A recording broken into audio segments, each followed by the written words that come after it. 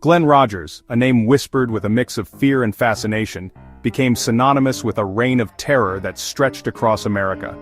Born in Hamilton, Ohio, Rogers earned the chilling moniker, the Casanova Killer. This nickname stemmed from his method of approaching women in bars, charming them with his charisma, and later allegedly luring them into dangerous situations. His crimes, marked by brutality and a seeming lack of remorse, left a trail of grief and unanswered questions. Rogers' name would become forever etched in the annals of true crime, linked to a string of murders in the mid-1990s. His victims, often women he met in bars or on the road, became entangled in his web of deception. His crimes, spanning multiple states, painted a picture of a transient and ruthless individual, leaving law enforcement scrambling to track his movements and bring him to justice. Tampa, Florida, 1995. Tina Marie Cribbs, a young woman with her whole life ahead of her, crossed paths with Glen Rogers. They met at a bar, a seemingly innocuous encounter that would prove fatal for Cribbs. Rogers, using his charm and charisma, quickly gained Cribbs' trust. Days later, Cribbs was found dead in a bathtub at a Tampa motel. The discovery sent shockwaves through the community and sparked a frantic search for her killer. Evidence quickly pointed to Rogers. He had been seen with Cribbs in the days leading up to her disappearance, and witnesses placed him at the motel around the time of her death. The evidence against Glen Rogers in the Tina Marie Cribbs case was substantial. Investigators worked tirelessly, piecing together witness testimonies, forensic evidence, and Rogers' movements.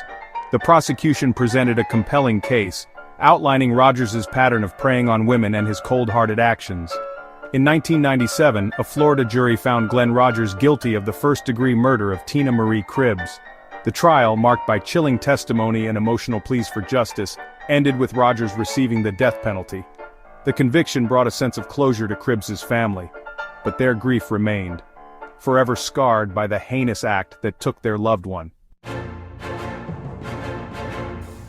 While the wheels of justice turned in Florida, a chilling discovery on the other side of the country linked Glen Rogers to another horrific crime. In California, the body of Sandra Gallagher was found in her Los Angeles apartment. Gallagher, a woman Rogers had met at a bar just days prior, became another victim in his deadly spree. The similarities to the Cribbs case were striking. Like Cribbs, Gallagher had been last seen alive with Rogers, and the circumstances surrounding her death pointed to foul play. Rogers, already on the run from Florida authorities, became the prime suspect in Gallagher's murder. With the net closing in, Glen Rogers made a series of shocking statements. He confessed to the murders of both Tina Marie Cribbs and Sandra Gallagher, sending chills down the spines of those following the case. His confessions, detailed and chilling, provided a glimpse into the mind of a killer. However, Rogers' confessions were shrouded in contradiction and inconsistencies. Some details aligned with the evidence, while others seemed, fabricated or exaggerated. This raised questions about his motives for confessing. Was it a genuine admission of guilt, or a calculated attempt to insert himself into the narrative and control the story? As quickly as Glen Rogers confessed, he recanted his statements. He claimed he was coerced and pressured into confessing, casting doubt on the validity of his earlier admissions. This back and forth left investigators and families grappling with uncertainty. The truth, it seemed, lay buried beneath layers of manipulation and deceit. Rogers' ever-changing story made it difficult to discern fact from fiction, leaving many wondering if they would ever truly know what happened to Tina Marie Cribbs and Sandra Gallagher. The investigation into Glen Rogers' past revealed a potential connection to another unsolved case. In Kentucky, the body of Mark Peters, an elderly man, was found in a cabin owned by the Rogers family. Peters had been brutally murdered, his body left to decompose in the secluded cabin. While Rogers was never officially charged with Peters' murder, the circumstances raised red flags for investigators. The cabin's connection to Rogers' family, coupled with his history of violence, made him a person of interest in the case. However, without concrete evidence, the case remained open, adding another layer of mystery to Rogers' already complicated story. The whispers surrounding Glen Rogers extended beyond the confirmed murders and suspected cases. In 2012, a documentary titled My Brother the Serial Killer thrust Rogers back into the spotlight.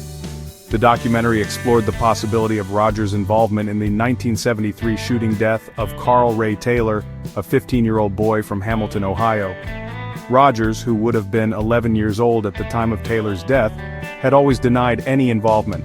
The documentary, however, presented circumstantial evidence and testimonies that suggested a possible connection.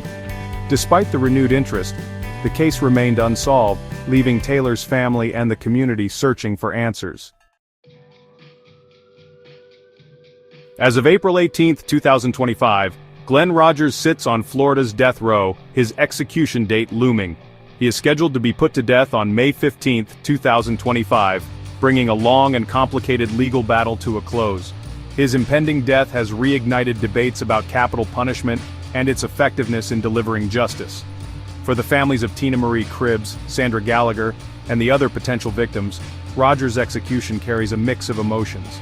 Some find a sense of closure in knowing he will finally face the ultimate punishment for his crimes, while others are left with lingering questions and the knowledge that true justice may never be fully served. Glen Rogers' story serves as a stark reminder of the devastating impact of violence and the complexities of the criminal justice system.